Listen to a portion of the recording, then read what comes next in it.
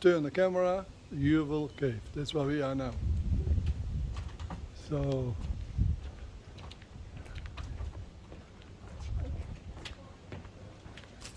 how are you? Thank you. Here we go into the souvenir shop again. It's always start with souvenir shops.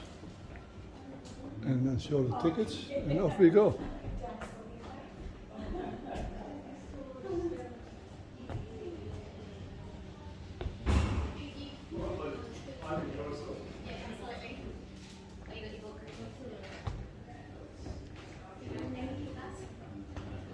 Always nice to go to the souvenir shops, see what they have for sale. Here's our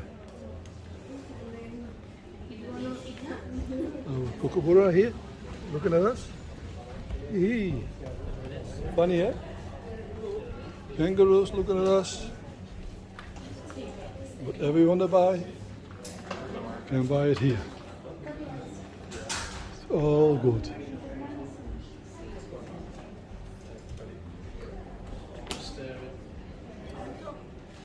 Okay, our next entrance to the cave is about 1:30, so we're having lunch here.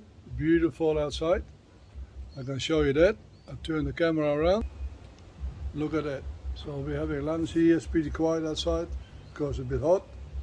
But we like to sit here and have our lunch for today and wait till 2:30. Here's our coffee and the chips. And now we're waiting also for the pizza. And that's going to be our lunch for today. Beautiful.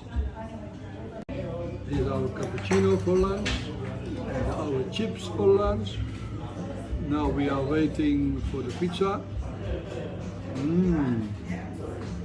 Life is good, you know.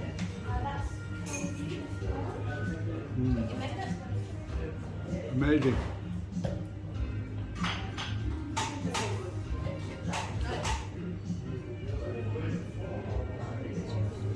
Very nice, you know. Ooh, here comes pizza. Nice. Put it anywhere you like. We will eat it. Thank you very much. Look, guys, here comes the pizza. Wow. So nice. What a lunch today. Ooh la la. Can you wait a minute to hot? I'll give you a bite of it. Okay? Ready to go? Look at the pizza, guys. It's cheese and tomatoes. Wow.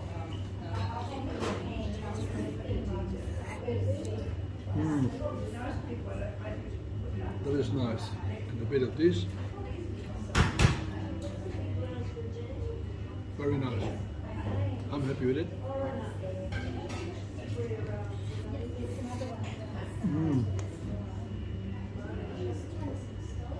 Life is good.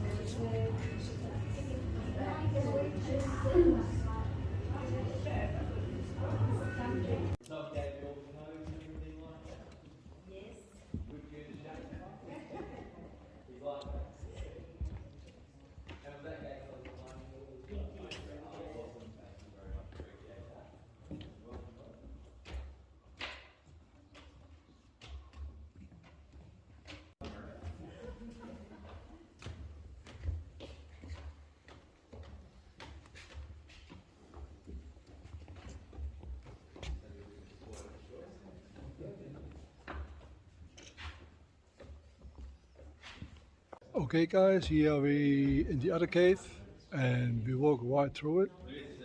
Absolutely dark in the beginning. So this tour is going to take about an hour. So see how we go. I was going to be ducking in the back left corner. I'll turn on some lights for you just in here. We will just walk through a man-made entrance. That part you probably figured out yourselves. I did not bring you through the natural entrance for the main reason being it's down through this hole up in the ceiling. I don't think many of you would have bought a ticket at that. I do not have two friends I'm going to trust nearly enough to do that, because if they let go of that rope you would have been trapped in this cave, no other way out. If you're wondering why they decided to jump down the hole, we're talking 1957. It was only 64 years ago. They already knew of other caves in the region, and when you walked through our entrance you would have felt all that cold air coming out of the cave. If you take away that entrance, all the cold air would have been coming out through this hole. It's all to do with the air pressure in the cave, trying to match the air pressure outside. So they knew that there was something interesting underneath. They just didn't realise it was going to be this interesting. Largest show cave in WA. They're soaking up that moisture in the air. You may have noticed every now and then the hand railings are a bit damp. It's 95% humidity in this cave, constant 17 degrees. They'll soak up the moisture, they'll have a great life as a tree. But when that tree root dies, it's going to leave a small hole in the ceiling. Any rainwater coming through that hole will slowly dissolve it and make it larger. And that's how we've been left with a solution pipe in the ceiling. You'll also notice a bunch of sand underneath it at the moment as well, because it is still open. There's a metal grate covering it, so when you're looking up through the hole, a kangaroo's not going to come landing on your face or anything. But we do have a little quender up there, a little bandicoot, which has actually been scratching around at the sand. Yeah. So these are long, skinny and hollow. Anybody know what they're called? Stalactites. Stalactites. What were you going to say? Stalactites, yeah, so everything coming down from the roof, they are called stalactites. The long and skinny ones are technically stalactites, but we also call them straws because they're hollow, just like a drinking straw. They're usually the first kind of crystal to start growing in a limestone cave. So when that rainwater, to give you an idea, this long straw on the left is 5.43 metres long. And if anyone's been to Lake Cave, you may have seen a straw with a little black marking on it. It was done by a cave guide about 70 years ago.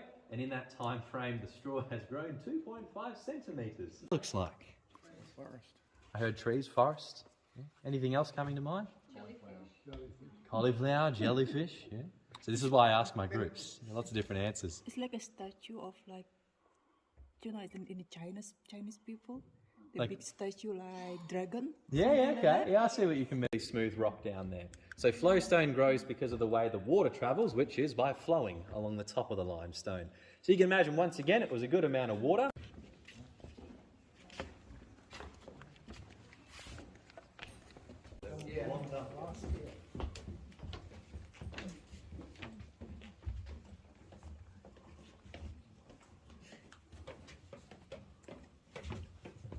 You're standing in is what's called the Lewin Naturalist Ridge. It's a 90-kilometre stretch of limestone stretching from Cape Lewin in Augusta to Cape Naturalist in Yallingup.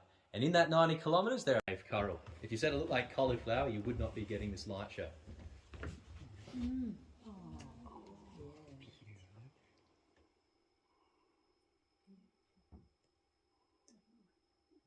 Idea of what reflections off the water would have looked like if we were shining a light onto it. The natural colour of calcite is usually yellow.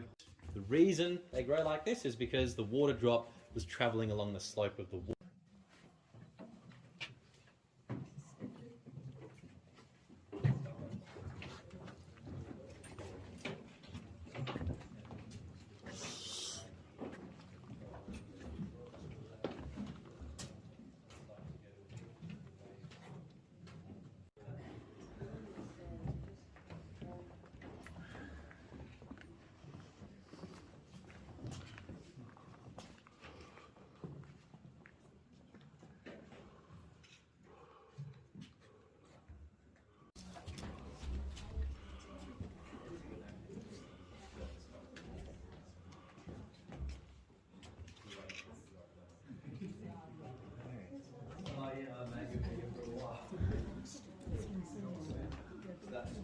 Straw that defies gravity.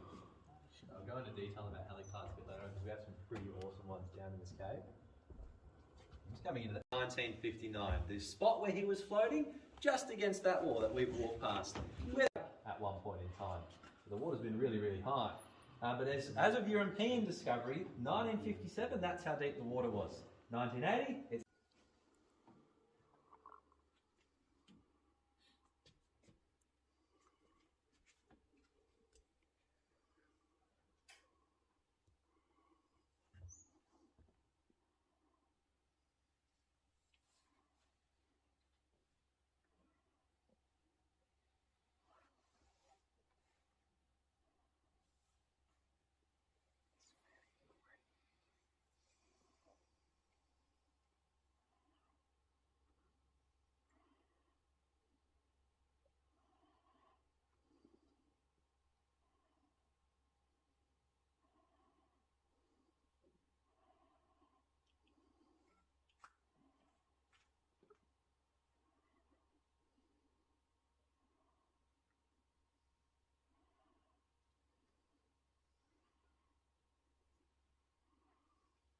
anybody's a fan of the colour pink, it ends with a really nice pink colour, but it disappears very quick, so don't look away.